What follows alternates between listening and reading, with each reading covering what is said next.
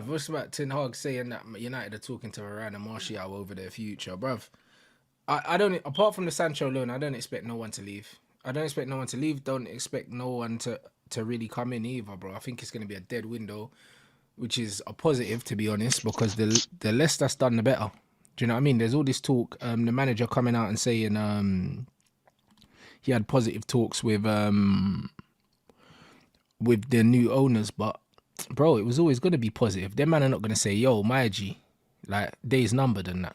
They're not going to say that. Of course not. Of course not. Of course not. If they're gonna make him comfortable, I mean, like he's gonna feel like he's comfortable all the way in until he gets his next couple of losses. And boy, they'll sack him and not even see him again. Yep. This is Not even exactly have a what face it to is. face. This is what it Yeah, is. yeah. The funny thing about it is, yeah, the funny thing about the situation is what's probably going to happen is like the rumors already have it that they've already spoken to Potter like unofficially, bruv. And it's just like, bro, that always happens. Man, them don't come through, yeah. Man, them do not come through, invest in a new club, take over a new position and not have their own people in mind, not have their own way that they want to play in mind, the way they want to set up in mind. Of course they do, bro. Do you know what I'm saying? Like, they've come through with people that have expertise in sports performance, bro. So that's the side of the game that they're going to be focusing on. So they're looking at a losing team that are in the worst run of form, yeah, since dinosaurs, bruv. And a man think that they're not going to make changes. Yeah, he's chatting crap. He thinks man's gonna listen to these little chit chats, and there's staff members that had meetings with the owners or the new investors of the club who are about to get sacked. Their jobs are going to get cut. They don't even know it, and they come out smiling, thinking everything's cool. So you know what it is. It's just the new owner coming in, making everyone feel relaxed before he gets ruthless. But the reality is this: if Eric Ten Hag was doing what he's meant to be doing, it wouldn't be an issue. The fact that he's not doing what he's doing is why we're here. So he can say all what he wants. Everyone's seen it. It's glaring. It's clear. United are in trouble. Eric Ten Hag's at the helm. All roads lead to the dugout. He's got a £75 million player going to flipping Borussia Dortmund because he had some little petty argument with him. He's got to explain all these type of things. 100%. You know what I'm saying? Yeah, I mean, and look, even stuff like this, Jim Ratcliffe has made it clear to Ten Hag that Man United manager should not be saying they overachieved with a European Cup win when they let City win the treble. Like, bro, this is what I'm saying. This is what I'm saying, bro. Even if these are not direct quotes, yeah, these are signs that the manager already knows. I mean, the owners already know that this brother is not levels, bro. Like, he doesn't have the right mentality. He doesn't have the right leadership style, if any leadership at all. The recruitment is shambolic. Do you know what I'm saying? And the thing is, when this manager's come out and he's criticised Bruno and all these other things, bro, I know that he's going in the right direction in terms of the shots that are getting fired, bro, because they're getting fired at the right people, which is a good start. Yeah, 100%. 100%. I've seen it. And I just, looking at the whole setup now anyway, and these comments that's come out from Eric Ten Hag, like you said, what else did we expect him to say? This is what you're going to say anyway. For as far as I'm concerned, the fact that my man's fighting like tooth and nail to keep Onana in goal against Wigan and Spurs tells you everything you need to know about this man. Okay, cool. You know what it is, yeah? Like, what are you doing with our money? What are you doing with our money that you could bring in another goalkeeper, yeah, that you know is not fit for purpose? Like, why is he here then? You just, brother, another man on the payroll. You might as well have just kept Tom Heaton there. He's going to make my man make mistakes. My man's thinking, am I that bad? He's starting to panic, like, is the job too big for me? So now when he comes in goal, the fact that the manager hasn't been confident behind him, the brother's going to be all over the place. But that's what I mean. But this is the thing. Like I said it a million times about this manager. Like, he constantly shows players, yeah, that he doesn't trust them, but then he expects a performance from them. Like, how does that work? That's the mad. It's mad. How does that work, bro? Do you know what I mean? Like, the Brer done that. Like, we've just seen Reguilon go back to Tottenham, yeah? This Brer fought tooth and nail to get a left back on loan, and he hardly played the guy, even when he was fit. Why did you bring him in? There's so many errors from this man, and it's just like, what I told the man then why it's so disappointing is because he came with so much promise. And all the promise that he came with, he's not backing it up. And then he wants us to sit here as a fan base and go on like we can't see the glaring errors within everything that he's trying to do here at Old Trafford. It doesn't make no sense, man. I'm looking at this man and I'm like, he's not built for United. Even that Reguilon thing. I remember the whole transfer window. We were all going for my man at Chelsea as well, Cucurella. Yeah. Then we were going for this. Like, he's making a big deal. Sending out our young back on loan, sending him out to Spain. All of these things. And now he sent my man back without hardly playing him, played the low left back, kept Wan-Bissaka right. So what was all the hype about? What are you doing with our money? What are you doing? Like, Bro, he played Dallo, he played Lindelof, and he also played Amrabat left back at one point. Do you know what I'm saying? So it's like, did we really need to loan him? Because what contribution was he allowed to make in the grand scheme of all the money that we would have paid him while he was here? How many games did he actually start? If it was five, it was 5. It was about 5 games, and Reguilon weren't. I was having him like he was tenacious, he was attacking, he was on it. Like no matter how bad we were playing, he always made himself available for the ball and ready to go forward. You know what I'm saying? I like that in him. He didn't go hiding. He was ready to try and make something happen for himself at Old Trafford. And this guy just benched him and unbalanced the team by putting the right-footed fullback at left back. It just didn't make no sense, man. Erik ten Hag's just these days a number. Sometimes I think, right, is he going to be able to pull this back? But every way I look at it, I don't see how. No, 100%. But it's like I see Cass is back in training. He's been posting and stuff like that.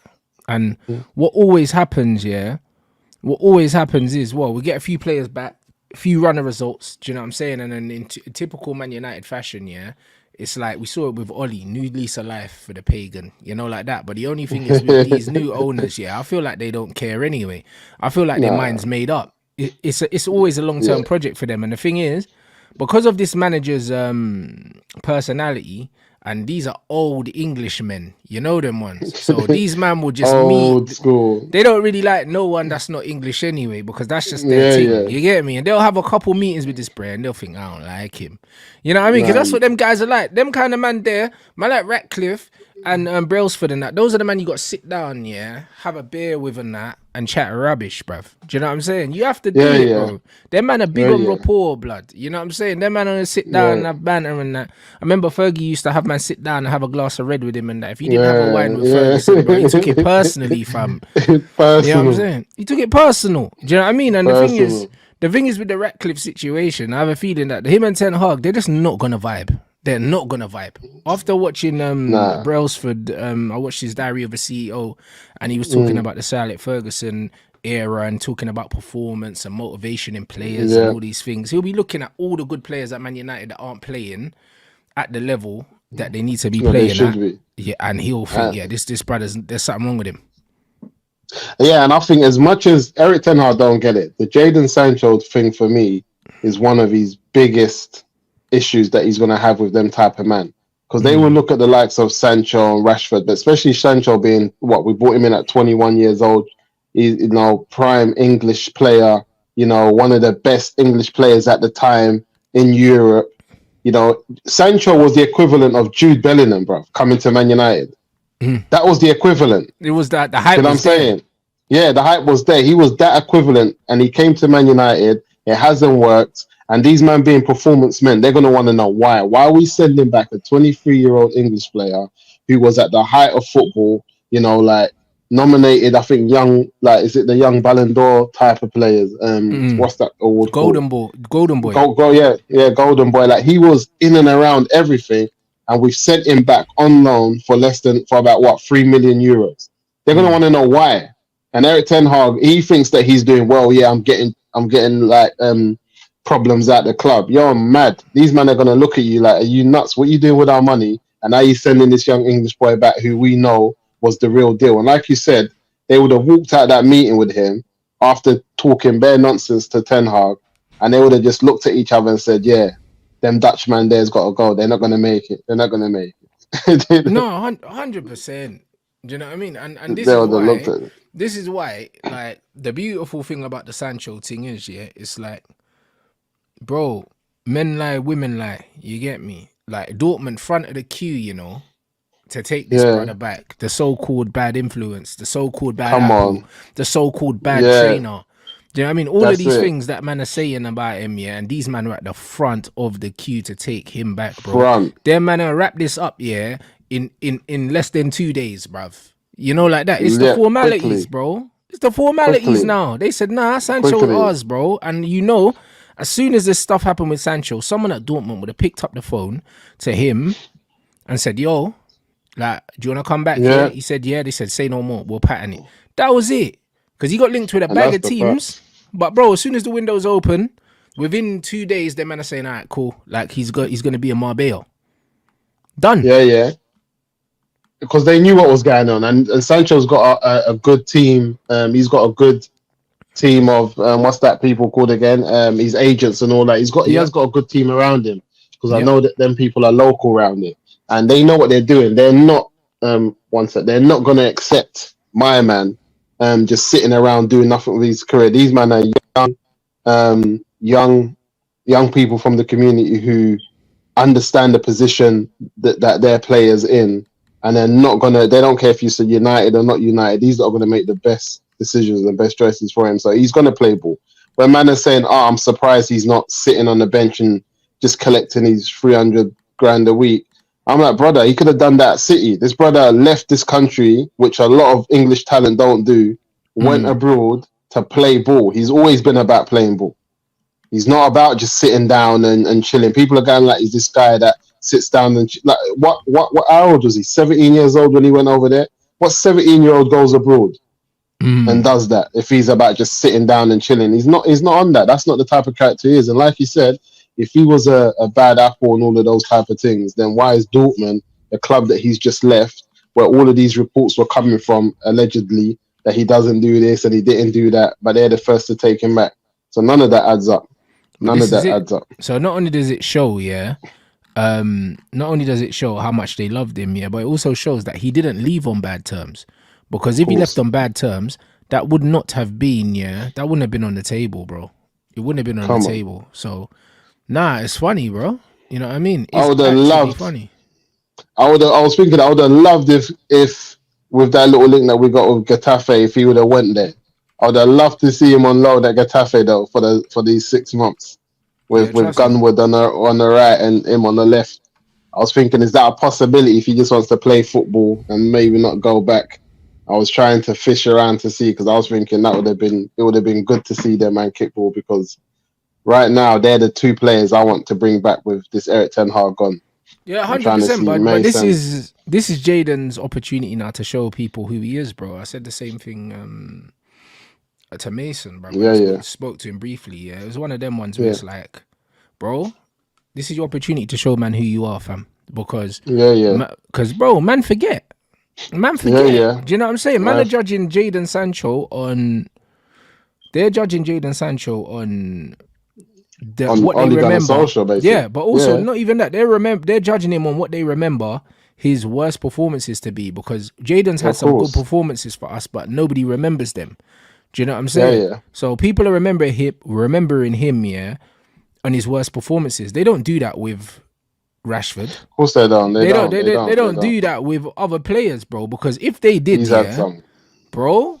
Listen, with He's had some good some of the performances. performances I've seen, yeah, from 17, yeah, from Anthony and Rashford, Jaden couldn't possibly play that bad because by default he's so much better than them. Of Do you know what I'm course. saying? The worst Of performance I've course. ever seen for Sancho, yeah, is better than a lot of the performances that these men put in every week, yeah, that no one talks about. Listen, you know how that's facts because last season's stats for Jadon Sancho were better than Anthony's, and this was a season man said Anthony was all right and Sancho was crap. This is the same season Sancho was away in Holland for about 2-3 months. This is the same season he didn't get to play all the games that he won, but I think he was our third highest goal scorer But last no one's season. talking When you about look it. at the stats, no one wants to talk about that behind. So I'm looking at that and I'm thinking, so hold on. And when I saw that stat, I said, hold on. So what was all these men doing? Yeah, But this it's is the mad. thing. It's So mad. these men have got all this energy, yeah. These men have got all this energy for Jaden. So do you know what I'm saying? It'll be the same advice. that man gave Greenwood is just, bruv, show these man who you are. Do you know what I mean? Because man just Come want to on. chat.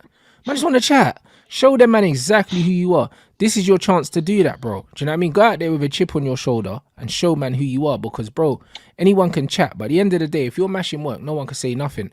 And now Come on. Greenwood's getting attention from the Barcelonas of this world and the Real Madrids of this world. Do you know Real what I'm Madrid. saying? Even Jadon ended Sancho was up at, getting...